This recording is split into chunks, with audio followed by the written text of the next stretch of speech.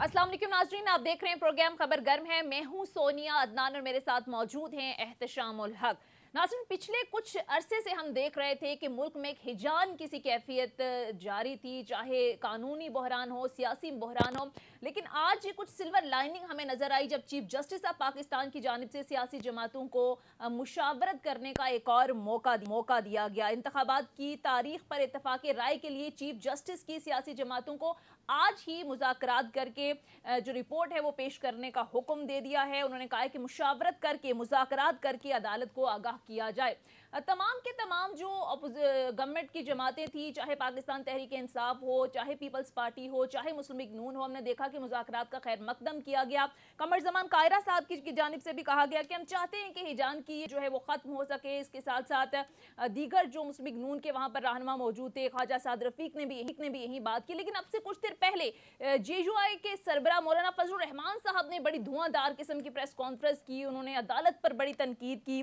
उनकी जानिब से ये कहा गया कि अदालत किस इख्तियार के तहत ये धौंस दिखा रही है। उन्होंने कहा कि किसी सूरत हम इमरान खान साहब से मुज़ाकरात नहीं करेंगे, वो नाअहल हैं, उनसे तो मुज़ाकरात का सवाल ही पैदा नहीं होता। बहरहाल अब देखना ये है कि ये मामलात किस तरह से आगे बढ़ेंगे। मैं जरा अपने पैनल की तरफ जाऊंगी। मेरे साथ स्टूडियोज में मौजूद है नसीम सिद्दीकी, ब्यूरो चीफ इस्लामाबाद हैं। अस्सलाम वालेकुम सर, बहुत बहुत शुक्रिया आपके वक्त का।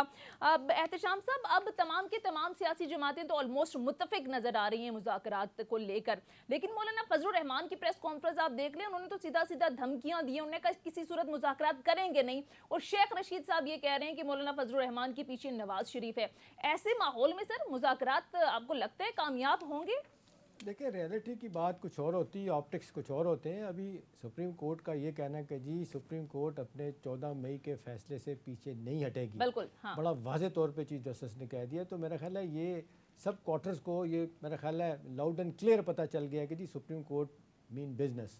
वो किसी सूरत में भी किसी दबाव में नहीं आ सकते, किसी सूरत में भी वो नहीं कह रहे कि जी पार्लियामेंट सुप्रीम हो गई है। और जनाब वो बात हर जगह यही बात हो रही है आजकल पाकिस्तान में कि जी वो जैसे एक हिंदुस्तान के साबिक चीफ जस्टिस का कोट किया जाता है कि जहाँ पे अनरिटन कानून होता है, अनरिटन कॉन्स्टिट्यूशन होता है, जैसे कि बरतानिया में वहाँ पे पार्लियामेंट सुप्रीम है, वो ठीक है, क्योंकि वहीं पे रोज़ाना की बुनियाद पे आइन में तब्दीलियाँ होती।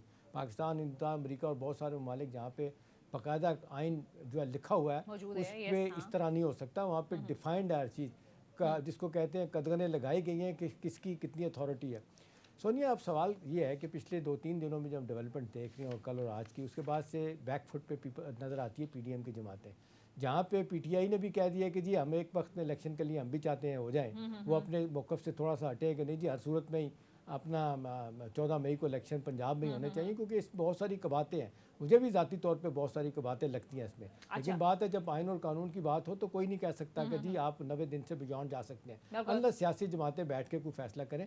आज आपने देखा चंद दिन पहले भी बात हुई थी, चीफ जस्टिस की बात को नहीं लिफ्ट कराई गई, नहीं सोचा गया। उन्होंने फिर बार बार वाजे कर दिया कि जी हम तो वही फैसला करेंगे जो आइन और कानून के मुताबिक है। और लोगों ने उसको इंटरप्रेट किया था कि जिस अंदाज से PDM की जमातें डिफाइंस शो कर रही हैं, तो इसका मतलब है वो चाह रही हैं कि उनके ऊपर तौहीन अदालत लग जाए। और ये कहा जा रहा था कि जी अब जबकि 16 सितंबर को जा रहे हैं चीफ जस्टिस साहब, वो अपनी लेगेसी छोड़ के जाएंगे, वो किसी सूरत में किसी दबाव में फैसला नहीं करेंगे। बिल्कुल। दूसरी बात है सोनिया कि जो आपने देखा एस्टैब्लिशमेंट के 3 नुमाइंदों ने जाके मुलाकात की, उनको भी बड़ा वाज़ेह तौर पे बता दिया गया, बड़े तरीके से बता दिया कि जी आपके नुक्ता नज़र में वज़न नहीं है, आपकी रिपोर्ट्स में वज़न नहीं है।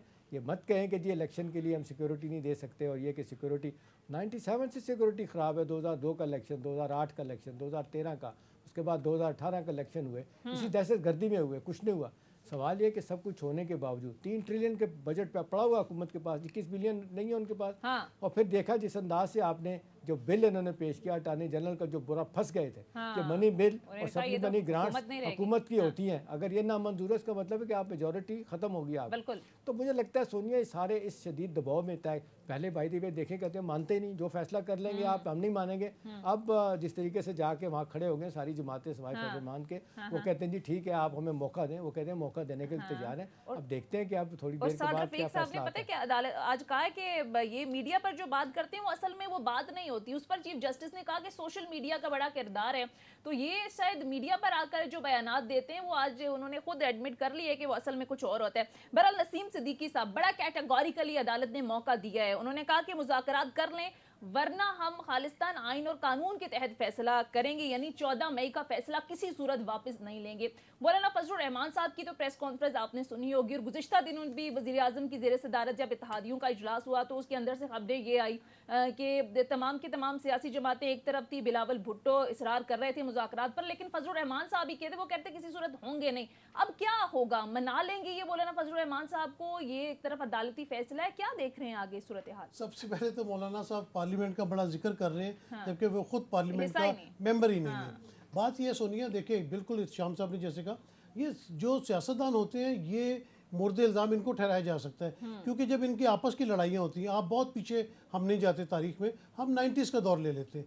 90s में आपने देखा कि किस तरह पीपल्स पार्टी और नून लीग आमने सामने थे, किस बुरी तरह से उस वक्त भी किस किस्म के अल्फाज इस्तेमाल ख़वातीन के लिए किए जाते थे, सिक्योरिटी थ्रेट किया जाता था। 99 में मार्शल लॉ लग गया, फिर क्या हुआ, ये तमाम बाहर भागना पड़ गया, डील करके गए या अपना खुद को सेल्फ उन्होंने वहाँ पे कर लिया।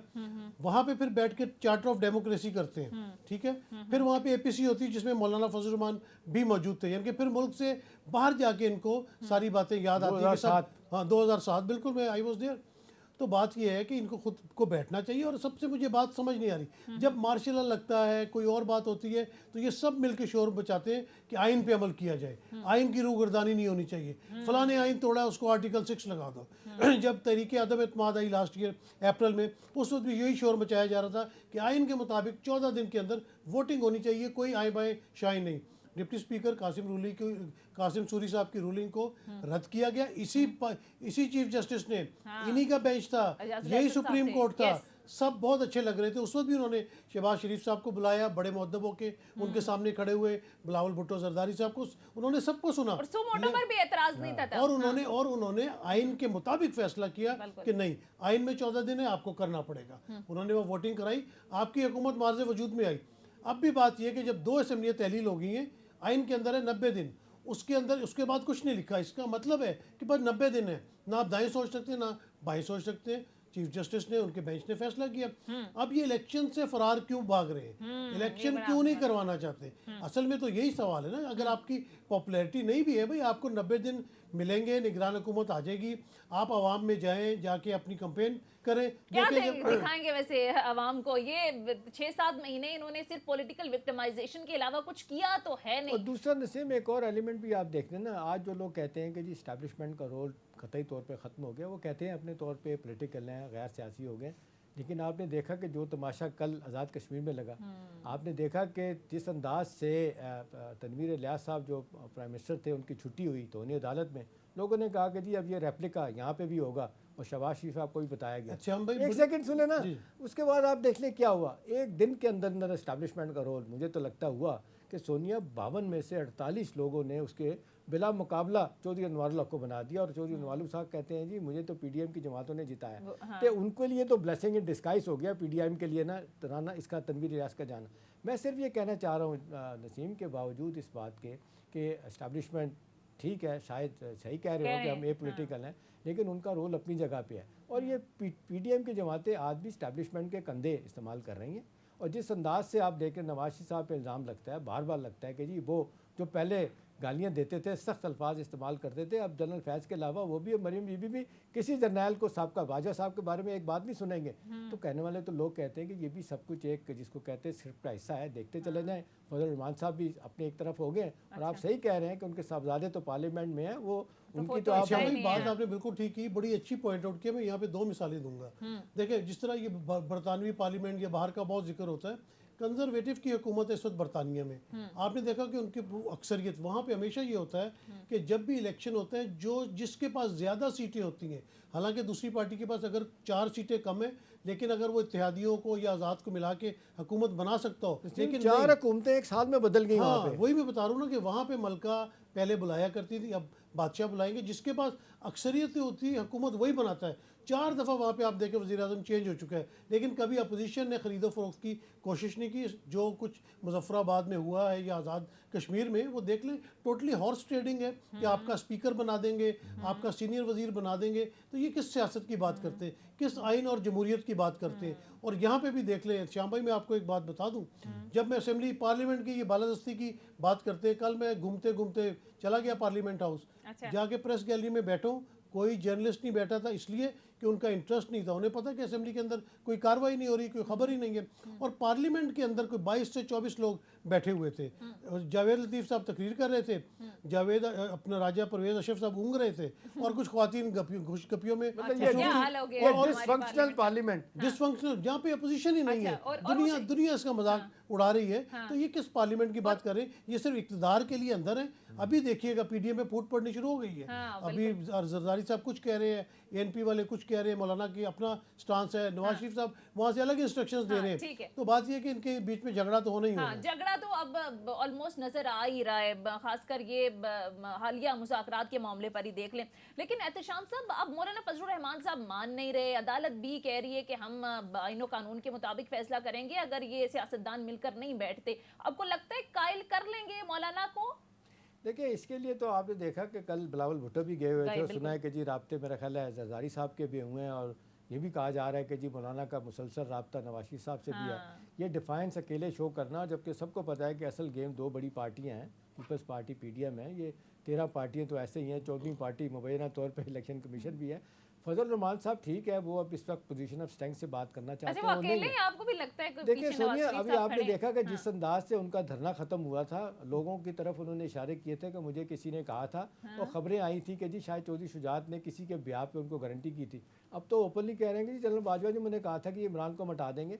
देखिए वो डसे हुए हैं, वो अपनी जगह अपनी बात है, लेकिन सियासत एक, वो मौलाना अपना नवाबजादा नसरुल्लाह कहा करते थे, बड़ा बेरहम प्रोफेशन है। वो कहते हैं कि तबई ज़िंदगी में तो आप एक दफ़ा मरते हैं, सियासतदान रोज़ मर रहा होता है मुख्तलिफ हवालों से। तो सोनिया, ये एक तरह की जिसको कहते हैं एक पोजीशन ऑफ स्ट्रेंथ से बातें करके ये अदलिया को मैसेज देना, या वो ये कहना है कि जी ठीक है हम अपनी शर्त पे पीटीआई को मनवा लेंगे। मेरा ख्याल ऐसी बात नहीं। असल बात वो है, वो ये है कि इलेक्शन आज हो, कल हो, परसों हो, जुलाई की बात की है चीफ जस्टिस ने भी, आगे चले जाएं। अल्टीमेटली ये सारी दुनिया को पता है। अब ये है कि इनको बेटर सेंस प्रिवेल क्यों नहीं कर रही कि भी वन टाइम अगर इमरान आ जाएगा तो कोई हेवन विल नॉट फॉल, या उसके बाद आप दोबारा आ जाएंगे। और मुझे तो जाती तौर पर ये बात भी बताइएगा कि जिसकी पार्लियामेंट के अंदर 5 या 7 सीटें हैं, वो किस तरह जो मेजॉरिटी सीटें लेने वाले हैं, उनके बारे में ऐसी चीज़ें कह सकते हैं। मतलब आप देख लें कि मौलाना को इतनी अहमियत क्यों दी जा रही है। नून लीग एक बड़ी जमात है, पीपल्स पार्टी एक बड़ी जमात है, और पीटीआई एक बड़ी जमात है। बताऊं जसीम उसकी अहमियत क्या है। देखिए मौलाना का एक मदरसों का बड़ा स्ट्रॉन्ग कैडर है। आपने लेकिन कि सड़कों पे लाने के लिए पीपल्स पार्टी तो आप देखें पंजाब में फारिग हो गई है, कोई है ही नहीं। PMLN थी एक ज़माने में, वोट देने के लिए हैं, आज भी वोट बैंक इंटैक्ट है। मैं नहीं कहूँगा सेंट्रल पंजाब लाहौर से अटक तक 144 MNAs की सीटें हैं, उसमें मेजॉरिटी उनकी सीटें, लेकिन उनका ट्रेडेड तबका, उसके साथ बहुत सारे लोग उनके सपोर्टर भी होंगे, वो सड़कों पे आके मार नहीं खा सकते। तो मौलाना को इसलिए रखा गया है कि जब जरूरत होगी वो बंदे ले आएंगे, डंडे के आगे जो कीलें लगी हुई है वो ले आएंगे, वो डंडे लेके आ जाएंगे। सारी बहस में जो मेरा ख्याल है एक सबसे अहम बात है सोनिया, जो सारी दुनिया कह रही है कि भाई कहीं खुदा ना खास्ता यहाँ पे सियासी निज़ाम, उसका डेमोक्रेटिक निज़ाम कहीं ऐसा तो नहीं है कि लपेट दिया जाएगा, उसके मुझे चांसेस नज़र नहीं आते। दूसरी बात यह है कि एक चीज़ तरक्की माकूस, हम ज़मीन के नीचे लग चुके हैं जाके, हमारी इक़्तिसादियात की हालत इतनी ख़राब है। अब हर वक्त अब इस पर लोग बात कर रहे होते हैं। अब कुछ लोग कहते हैं कि जी कुछ अच्छे लोग भी हैं, उनको इन्वॉल्व करें। मुशाहिद हुसैन सैयद का दोबारा नाम आ रहा है। उन्होंने ही बल्कि PMLN में रहते उन्होंने कहा था भाई ये लड़ाई छोड़ें, ये आपके लिए अच्छा नहीं है, बैठ के फैसले करें। और सियासत में तो सोनिया दरवाजे कभी भी बंद नहीं होते बातचीत के। देखिए खाकान अब्बासी को मैं सलूट करता हूँ इस हवाले से, मैं भी लाख इख्तलाफ करूँगा, लेकिन नसीम आप देख लें 1.25 साल जेल में रहने के बावजूद, सख्ती सहने के बावजूद उन्होंने मुखालफत किया है कि इमरान के खिलाफ केसेस मत बनाएं। आप ये अगर इमरान ने गलत किया, हमें ऐसा नहीं करना चाहिए। इसी तरह मिफ्ताह इस्माइल हैं, फिर उधर से पीपल्स पार्टी के खोखर साहब भी हैं।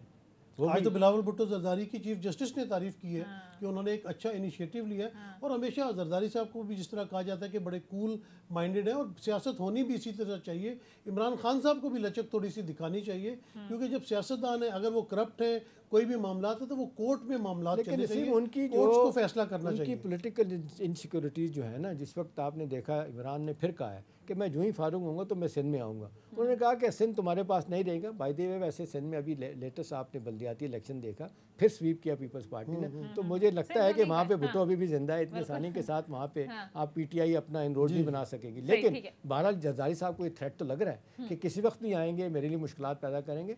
तो मेरा ख्याल है जरदारी साहब की एक ज़ाती ये भी है पीटीआई, और फिर दूसरा आप देख लें उनका एक लाइफ टाइम उनकी ये ख्वाहिश है कि उनके बेटे बिलावल को प्राइम मिनिस्टर बनाया जाए। वो कहा जाता है लॉबिंग फर्म भी रखने की, अमेरिकन के साथ तल्लुकात भी बनाए गए। तो इसके लिए पंजाब में आपको 20 सीटें नवाज शरीफ साहब देने के लिए तैयार नहीं है। जो आपने प्लान किया था कि जी साउथ पंजाब में इतनी सीटें आ जाएंगी और फिर उसके बाद अंदरून सिंध से हम सीटें ज़्यादा लेंगे, कराची में भी करके तो हम अपनी सिंपल मेजोरिटी बना लेंगे, वो गेम नहीं बनी। लिहाजा वो तो ये पीटीआई को रोकने के लिए तरीका है। दूसरी तरफ जो नवाज शरीफ साहब के बारे में कहा जा रहा है, उनको ये लग रहा है कि जी ठीक है, अगर हम नहीं तो कोई भी ना आए। कुछ लोग कहते हैं उनको सूट करता है कि कोई तीसरी कुव्वत आ जाए, समेटा जाए, क्योंकि इस वक्त सबको लग रहा है कि कम से कम एक टर्म के लिए तो इमरान ने आना ही आना है। उसको रोकने के लिए अदालत भी जो उनको सपोर्ट कर रहे हैं और बहुत सारी कुव्वतें भी हो सकती हैं। तैयार है। अच्छा नसीम सिद्दीकी साहब, अहम सवाल ये है कि कोई भी गवर्नमेंट आ जाए, बिलफर्ज अगर पाकिस्तान तहरीक इंसाफ के हवाले से कहा जा रहा है कि मकबूलियत की पीक पर है और अगर गवर्नमेंट 2/3 मेजोरिटी के साथ भी बनाते हैं तो सर क्या मुख्तलिफ कर लेंगे? इकोनॉमी की सूरत हाल आपके सामने है, IMF के मामलात आपके सामने, इंटरनेशनल जाहिर है जो एक महंगाई की लहर है वो आपके सामने है, तो क्या ये मुख्तलिफ कर लेंगे सर? देखें सोनिया, उनके आने से एकदम से कोई भी दूध शहद की नहरें नहीं बहने वाली। उनको भी ये गिरी हुई मईशत मिलेगी। बात यह है कि सबसे पहले तो पाकिस्तान के अंदर सियासी इस्तेहकाम आना चाहिए। आपने देखा कि मुशर्रफ साहब के मार्शाल्लाह के बाद 2008 में जब पीपल्स पार्टी की गवर्नमेंट आती है, यूसुफ रज़ा गिलानी को बार बार कोर्ट में ख़त के लिए बुलाया जाता था, उनको जाना पड़ा अपनी सीट से, फिर राजा परवेज़ अशरफ आए। इसी तरह जब नून लीग की गवर्नमेंट आई, जब ये अनसर्टिनिटी होती है ना आपकी गवर्नमेंट के अंदर, तो जो फॉरेन इन्वेस्टर होता है, लेंडर होता है, वो आपके मुल्क के ऊपर, आपकी इंसानिया के ऊपर, आपकी हुकूमत के ऊपर ट्रस्ट नहीं करता है। आप अगर हमसाए मुल्कों की मिसाल लें तो वहाँ पे आप देखें कि सर्टिनिटी है, जिसकी वजह से बिजनेस माइंडेड लोग वहाँ पे आते हैं, इन्वेस्टमेंट करते हैं, प्रोजेक्ट्स लगते हैं। तो बात ये नहीं होती कि आपने IMF से कर्ज लेना है, वर्ल्ड बैंक से लेना, सारी दुनिया लेती है, लेकिन वो एक लिमिटेड हिसाब से होता है। जिस तरह आप जॉब कर रही हैं, मैं जॉब कर रहा हूँ, श्याम साहब जॉब कर रहे हैं। और जो मुश्किल पेश आई ना, बाहर को तो आप छोड़ दें, फॉरेन इन्वेस्टर को छोड़ दें, आप इंटरनेशनल फाइनेंशियल इंस्टीट्यूशन को छोड़ दें, बायलैटरल क्रेडिट को छोड़ दें, आपका मुल्क के अंदर जो लोकल बिजनेसमैन है, निजी कारोबार करने वाले लोग, आप देख लें 21% आपने इंटरेस्ट रेट कर दिया। मुझे बताएं इस रेट पे कौन बारो करके वही बात करें कि जब आप माहौल ही नहीं पैदा करेंगे दूसरा आप देखें कंसिस्टेंसी नहीं है, आए दिन पॉलिसियां तब्दील होती हैं, एक बजट में पॉलिसी का अनाउंसमेंट होती है, अगले बजट में उसको ख़त्म कर दिया जाता है। तो इन्वेस्टर्स आपका तो छोड़ के चला गया। आप देख लें 150 से ज़्यादा टेक्सटाइल इंडस्ट्री बंद होगी, 11% 11.50% के करीब आपकी मैन्युफैक्चरिंग सेक्टर ने कम शो की अपनी जिसको कहना चाहिए प्रोडक्शन। उसके बाद से अब क्या रह जाता है? मेरा ख्याल है सबसे ज़्यादा तो इनको बहाल करना चाहिए नसीम, सोनिया, कि जो लोकल इन्वेस्टर है उसका एतमाद बहाल किया जाए। ओवरसीज चैम्बर्स के लोग आकर रो रहे हैं, वो कह रहे हैं कि खुदा का वास्ता है हुकूमत को चाहिए चीज़ें ठीक करे। ये जो आपका जो एक फसाड आपने रखा हुआ है, ये इसको क्या कहते हैं, डॉलर रुपी पैरिटी का, ये एक्सचेंज रेट को इसको बेहतर करने की कोशिश करें। ठीक है आपने स्टेट बैंक को ऑटोनॉमी दे दिया, लेकिन स्टेट बैंक का सारी दुनिया में एक रोल होता है। सवाल पूछा था ना, मैं छोटा सा क्विक लिस्ट का मैं ब्रेक पर जाऊंगी माजिद के साथ। ब्रेक से वापस आएंगे, फिर मैं नसीम सिद्दीकी का जवाब लूंगी। मुख्तसर ब्रेक लेते हैं नाज़रीन, ब्रेक के बाद वापस आएंगे। Stay with us. ब्रेक के बाद खुशामदीद नसीम सिद्दीकी साहब, आप अपनी बात मुकम्मल कीजिए। देखिए सुनिए, जो आपका असल सवाल था ना कि किस तरह बेहतरी आएगी, बात ये होगी कि जिस तरह उसमें एड अप किया श्याम भाई ने भी, बात ये कि आपको अपनी मुल्क की मईशत को ठीक करना है। आपने एग्रीकल्चर मुल्क है, आप अपनी एग्रीकल्चर को प्रमोट करें, आप एक्सपोर्ट करें। जब एक्सपोर्ट करेंगे आपके पास डॉलर्स आएंगे। आपके यहाँ पे इंडस्ट्री इतनी बेहतरीन लगी हुई है। देखिए बांग्लादेश में इंडस्ट्री लगी है, उनका कितना एक्सपोर्ट का हुजम है, और हम क्यों नहीं ये चीज़ कर सकते? भारत ये चीज़ें सारी कर रहे हैं। उसके अलावा आपको टैक्स कलेक्शन बेहतर करनी पड़ेगी। जब तक आप अपनी कमाई में इजाफा नहीं करेंगे, आप डॉलर्स खुद नहीं कमाना शुरू करेंगे, रेमिटेंसेस आपकी बढ़ेंगी, तो जब आपके पास अपनी आमदनी आएगी तब हालात बेहतर होना शुरू होंगे। ये नहीं कि आप IMF से लोन ले लिया, उनकी कर्ज देने के लिए आपने एशियन डेवलपमेंट बैंक से लोन ले लिया, फिर वर्ल्ड बैंक से ले लिया। ये लोन ले लेके तो आप गुजारा नहीं कर सकते। तो अगर इमरान खान साहब भी 2/3 मेजोरिटी के साथ आ जाते हैं तो उनको कोई इतना आसान पाकिस्तान नहीं मिलेगा। मईशत का तो इस वक्त बहुत ज़्यादा बुरा हाल है, और उसमें आके उनको मेहनत करनी पड़ेगी। कुछ ऐसे काम करने पड़ेंगे जिसकी वजह से पाकिस्तान की मईशत बेहतर हो, और इन सबको मिलजुल के बैठना पड़ेगा। और टेन्योर जो है वो पूरे जब तक नहीं होंगे, सियासी इस्तेहकाम नहीं चलेगा जब तक ये मामला तो जो बांग्लादेश की जो बात की ना आपने, देखिए बांग्लादेश में जो एक कमाल किया ना उन्होंने पिछले 15 सालों में, जो हसीना वाजिद ने, वो कहा जाता है कि हफ्ते में एक मीटिंग ज़रूर इकोनॉमी पे लेती है। उसका आप देख ले, सारी उनके पास कॉटन नहीं होती सोनिया। हम 11-12 मिलियन बेल्स हमारी पैदा होती रही हैं, और दुनिया के चंद एक बड़े मुल्कों में थे हम पे। हमारा क्या था, आधा कॉटन हम रॉ कॉटन बेच देते थे। हमने कोई डाइवर्सिफिकेशन नहीं की, हमने इसमें जिसको कहना चाहिए कि एडिट, इसमें कुछ और चीज़ें ऐसी नहीं की जिसको हम कह सकते हैं कोई हमने बजाय रॉ कॉटन इंडस्ट्री मुल्तान में ख़त्म करके गन्ने लगाने शुरू गन्ने लगा दिए। और बाय द वे मुल्तान का आपने जिक्र किया, वहाँ पे तो कहते हैं एकड़ों के हिसाब से जो आम के बागात थे वो ख़त्म करके आपने क्या कहते हैं सोसाइटी बना दी। सोनिया देखिए बात यह है, नहीं नाम क्या लेना जी, सबको पता है। अब सवाल यही है कि जी हमें जो कहा जाता था बैगिंग बाउल, कि सारी दुनिया कहती थी जी हम डोनर फटीक, बांग्लादेश छोड़ें, बांग्लादेश का नाम आते लोग परे मुंह करते थे। उन्होंने मेहनत की, बाहर से कॉटन खरीद के। आज मैं गया था जी 97-98 में, मुशाहिद साहब भी मेरे साथ थे। उस वक्त हमने देखा था कि घर महल्ले गली में ना नीचे दुकानें, ऊपर छोटे छोटे जिसको कहते हैं वो चौबारे हैं, चौबारों में जनाब उन्होंने इंडस्ट्री लगाई है, छोटी छोटी लगाई।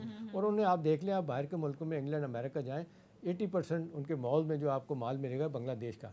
सोनिया यहाँ पे भी ज़रूरत है कि जो फिजिकल नॉन फिजिकल इंसेंटिव देने की ज़रूरत है हुकूमत को, वो दे।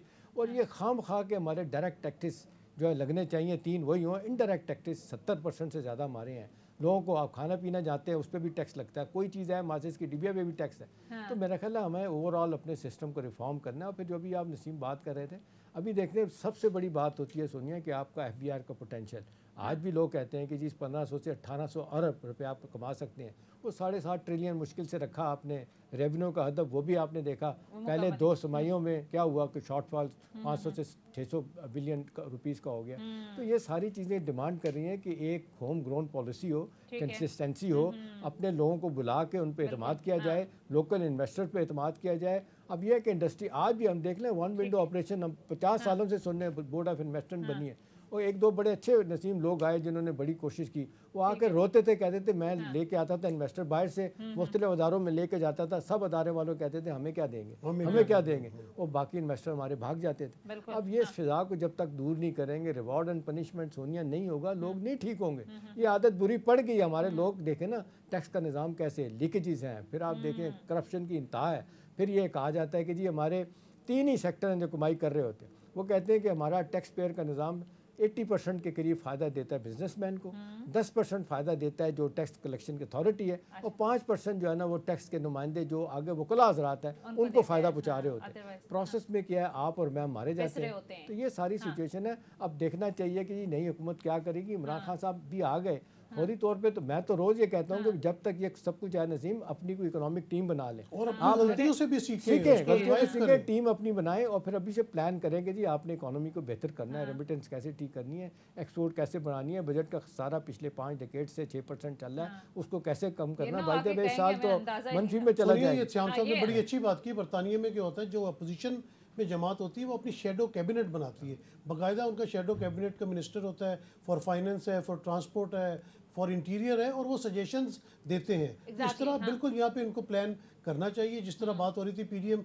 इतना शोर मचा रही थी कि इमरान खान के दौर में महंगाई है, महंगाई मार्च हो रही है, धरना हो रहा है, लेकिन प्लान कोई नहीं किया था। और जब एकदम से हुकूमत मिली है तो फिर समझ नहीं आ रहा था, पहले मिफ्ता को रखा, फिर उसको निकाला, फिर इसहाक डार साहब आ गए। हर आने वाला दिन क्योंकि पहले से बुरा है। लेकिन आपको याद है इमरान के ज़माने में 11.5 से 13% महंगाई हुई थी, कितना शोर। आज आप देख लें 45% टच की है। फूड इन्फ्लेशन सबसे ज्यादा, जिसकी वजह से लोग मारे जा रहे हैं। ठीक है। और सर आपको लगता है नसीम सिद्दीकी साहब के पॉलिसीज पर इम्प्लीमेंट होने की एक बड़ी वजह ये भी है कि हुकूमतों को चलने नहीं दिया जाता, एक हुकूमत में आता है, दूसरा शुरू हो जाता है, दूसरा आता है, ये इनस्टेबिलिटी का माहौल भी आपको लगता है एक बड़ी वजह है? देखिए कोई इदारा इतना स्ट्रांग नहीं है अगर पॉलिटिशियंस इकट्ठे हो जाए। ये दिन में कोई बात करते हैं, वो बिल्कुल अपना ख्वाजा साद रफीक ने सही बात की है। उन्होंने ये बात नहीं की कि जो दिन में इस्टेब्लिशमेंट को गालियाँ निकाल रहे होते हैं, वो शाम को डिग्गियों में बैठ के या उनके घरों में ड्राइंग रूम में बैठ के जाके जोड़ तोड़ कर रहे होते हैं। अगर सियासतदान इकट्ठे हो जाए, मुत्तहिद हो जाए, भाई आप इलेक्शन कराएंगे,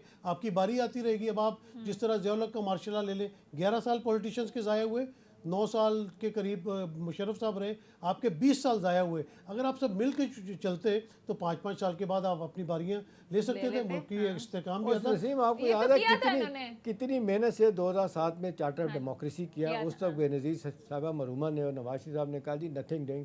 आज के बाद हम किसी ताले अजमा के साथ, किसी फौजी के साथ नहीं बैठेंगे, एक दूसरे को। इस पे मैं बड़ी मजेदार बात बताता हूं, आपने देखा होगा उसके बाद क्या हुआ, उसके बाद एक चंद मेरा ख्याल अभी महीना 1.5 महीना नहीं महीने की बात नहीं है, मैं शाम साहब आपको फिर बताता हूँ, क्योंकि मैं चार्टर ऑफ डेमोक्रेसी पे मौजूद था।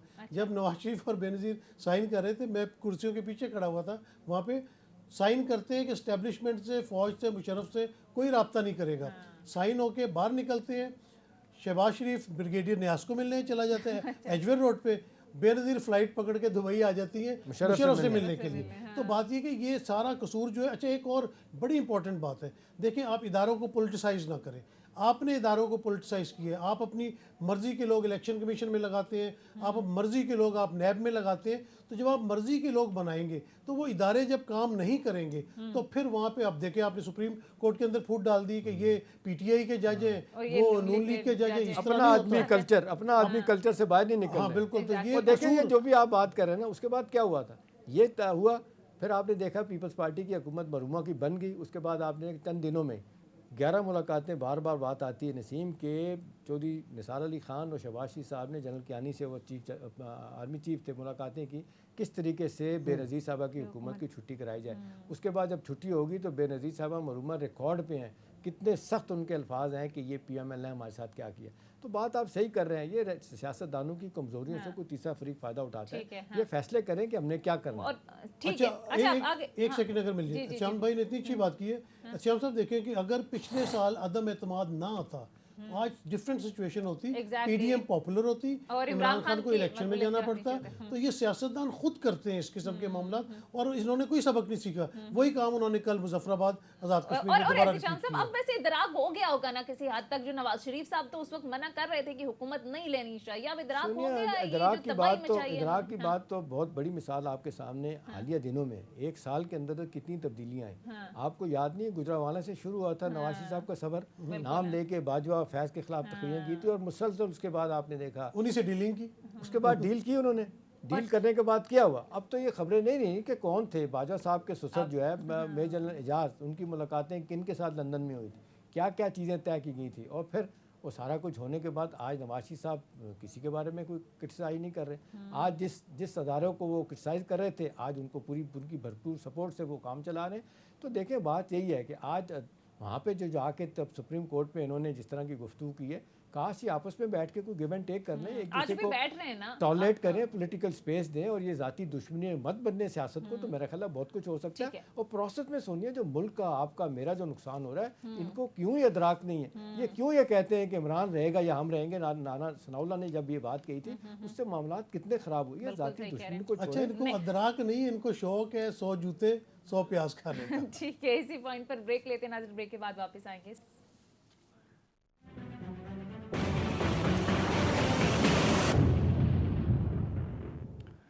ब्रेक के बाद खुश आमदीद। अच्छा एहतशाम साहब, आज सिराजुल हक साहब ने भी अदालत में ये तजवीज़ दी कि अगर बड़ी ईद के बाद इंतखाबात हो जाएं तो बेहतर है। बिलावल ने भी कहा कि ईद के बाद मुल्क में एक ही वक्त पर इंतखाबात और अपोजिशन के मामले पर पेशरफ्त होनी चाहिए। आपको लगता है कि पाकिस्तान तहरीक इंसाफ भी एग्री कर लेगी अगर बड़ी ईद के बाद कोई डेट रख लेते हैं तो? मेरा ख्याल है वो तो पहले भी तैयार थे, वो तो गिव एंड टेक करने के लिए तैयार थे ना।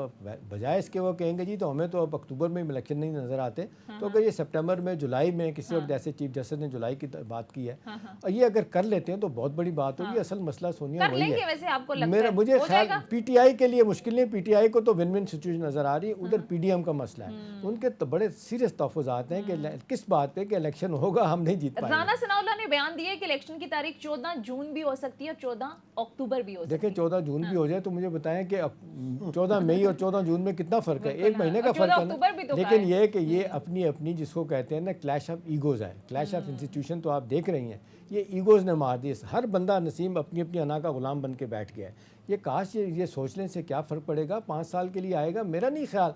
लोग अंदर से इतना बोलेंगे, इतने हालात ख़राब हैं कि PTI की हुकूमत सर्वाइव कर पाएगी, तो हो सकता है वो खुद ही हुकूमत तोड़ दे आगे। लेकिन आपको क्या डर है, और आपको वो बात ख़त्म हो गई। वो खुरम अपने जो है दस्तगीर ने क्या कि डराया था कि जी वो हमें बताया गया कि जी आ जाएगा तो फिर अगले 15 साल ये जो है ना हम हुकूमत करेंगे, 2027 से बियॉन्ड भी ये जाएगा और फिर सारे जेलों में जाएंगे। पैनिक में ये फैसला किया। बाद में तो कहते हैं कि हमने रियासत बचाने के लिए जनाब हमने ये अपनी सियासत को है उसको ख़राब किया, लेकिन असल बात यह है ये पैनिक में आए थे। इनको लग रहा था कि केसेस हैं, प्लस ये लग रहा था कि हम आए। और फिर सबसे बड़ी बात है नसीम, इनके बयानात देख लें, हम इकानमी को टर्न अराउंड करेंगे, हम चीज़ें ठीक करेंगे, महंगाई ख़त्म करेंगे, गुर्बत का खात्मा करेंगे। आप देख लें इनके आने के बाद महंगाई का बिल्कुल सही कह रहे हैं। अच्छा, लेकिन नसीम सिद्दीकी साहब, अब आम आदमी के मसाइल का तो कोई नहीं सोच रहा। हाल ही आप देख लें आटे का बहरान, जिस अंदाज में आटे की तकसीम के दौरान लोगों की तौहीन की गई, जिस अंदाज में अमवात हुई, पेट्रोल प्राइसेस कहाँ पर हैं। बिलफर्ज इन पीडीएम की गवर्नमेंट को 4-5 महीने मिल भी जाते हैं, चलें आगे चले जाते हैं, तो ये इन 5-4 महीनों में क्या मुख्तलिफ कर लेंगे? मैं आपको बताता हूँ, ये सारी नीयत की बात होती है। अच्छा। मैं जब से कवरेज कर रहा हूँ, मेरी आदत है कि मैं ऑफिस में कम और फील्ड में ज़्यादा जाता हूँ। जब कोविड का दौर आया था और जिस तरह डॉक्टर सानिया निश्तर ने और हुकूमत ने एहसास के पैसे बांटे थे ना, मैंने 1-2 लोगों के इंटरव्यू किए, उन्होंने कहा ये इतना अच्छा सिस्टम है कि हमारे बच्चे घर पे बैठे हुए लेकिन हम बड़े आराम से आते हैं, अपने पैसे लेके शॉपिंग करके 12,000 रुपये उन्होंने हर आदमी को बड़े जबरदस्त तरीके से तकसीम किया। मैं इसी पॉइंट की तरफ आ रहा था कि इनके पास सारा डेटा मौजूद है। ये करप्शन कर रहे हैं। वजह ये है कि अगर आप एहसास प्रोग्राम या बेनज़ीर इनकम सपोर्ट प्रोग्राम के ज़रिए पैसे बांटेंगे तो वो एक नेट में आएगा, वो एक देखने पड़ेगा। ये कह रहे हैं जी हमने 65 अरब का आटा बांट दिया, अब कौन हिसाब देगा? और जिस तरीके और जिस तरह आपने बांटा है, आप ये देखें कि लोगों की अमवात होगी, कोई बच्चे घर पे बैठे, उनका बाप गया है कि मैं आटा लेके आता हूँ तो वापस आऊँगा तो तुम्हारे लिए रोटियाँ बनेंगी, और पता चला कि वो बच्चे अपने बाप की मौत के ऊपर जो लोग रोटियाँ बांट रहे हैं वो उनको खानी पड़ रही हैं। तो ये नहीं सही कर सकते क्योंकि इनकी नीयत ही नहीं। इसी तरह इन्होंने कहा जी सैलाब ज़दगान में हमने 70 अरब रुपया बांट दिया। आप जाके सैलाब ज़दगान की आज भी हालत देखें कि वो किस तरीके से रह रहे। 70 अरब बांट दिया, 65 अरब बांट दिया, फिर कहते हैं जी 20 अरब हमारे पास इलेक्शन कराने के लिए नहीं है। फिर मज़े की बात ये कि खैबर पख्तूनख्वा के जो गवर्नर साहब हैं, कल वो बगैर प्रोटोकॉल के एक बाजार में क्या असर हुआ उनका वहाँ पे? वो जी गोला गंडा या कोई ऐसी चीज़ वहाँ पे खा रहे थे। तो देखें कि सिक्योरिटी के तो हालात बहुत अच्छे हैं, जब इलेक्शन की बात आती है तो बदनीयती आ जाती है। तो ये चीज़ों को सबको सोचना पड़ेगा। बड़ा टफ टाइम लोगों ने उनको दिया, लोगों ने उनको गाड़ी से निकालने की कोशिश की कि भाई आप क्या कर रहे हैं। भाई यही बात है, क्योंकि अपोजिशन इस वक्त अवाम में जाने के काबिल ही नहीं है। जब ये वोट मांगने जाएंगे तो इनके साथ जो हशर होगा, इनको पता है कि हमारे साथ उसमें क्या होना है। लेकिन बहरहाल पाकिस्तान को तो आगे चलना है। चीफ जस्टिस ने कहा इलेक्शन होने, आइन की पासदारी होनी है, आइन में रहते हुए तमाम कंक्लूडिंग कमेंट। सिर्फ एक ही बात है कि इनको आइन और कानून की बातें सब करते हैं लेकिन अमल करने के लिए तैयार नहीं। थोड़ी देर के लिए अगर आप पॉलिटिकल स्पेस आपसे छिन रही तो सो व्हाट, सारी जिंदगी आपने अपना सियासत किया है, अगले 5 साल अगर ये आ जाएगा इमरान तो क्या हो जाएगा? अवाम को फैसला करने दे, अवाम जो फैसला करे उस पर मुत्तफिक हो जाए। बहरहाल इसी के साथ ही हमारे आज के प्रोग्राम का वक्त खत्म होता है। बहुत बहुत शुक्रिया। ब्यूरो चीफ इस्लामाबाद नसीम सिद्दीकी साहब प्रोग्राम में हमारे साथ मौजूद थे। नाज़रीन फीडबैक जरूर दीजिएगा। अगले प्रोग्राम तक इजाजत दीजिए। खुदा हाफिज।